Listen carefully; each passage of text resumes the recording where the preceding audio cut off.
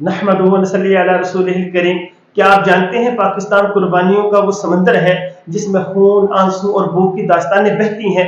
जो लोग सिखों और हिंदुओं के हमले से बच बचाकर किले के अंदर पहुंचे, वहां जिंदगी का एक नया इम्तिहान इनका इंतजार कर रहा था। खाने पीने की चीजें नापैद थी। नौबत यहाँ तक आ गई कि लोगों के पास जो कुछ थोड़ा सा सामान था बेच देते। सिलाई की मशीन 20 रुपए, साइकिल 10 रुपए और सोना सिर्फ 20 रुपए तोला में। महाजरीन की बेबसी से फायदा उठाने वाले भी कम न थे। जब खबर मिली कि एक रेलगाड़ी पाकिस्तान रवाना होने वाली है, कई हजार लोग और हर चेहरे पर खौफ का साया। रेल से उतरने की इजाजत न थी, लेकिन कुछ फासले पर अचानक गाड़ी को रोककर हमला हुआ। चंद लम्हों में सैकड़ों लोग लाशों के ढेर में बदल गए। प्यास की शिद्दत बढ़ गई और जब एक स्टेशन पर साफ न होने वाला तालाब मिला तो लोग इसी का पानी पीने पर मजबूर हो गए।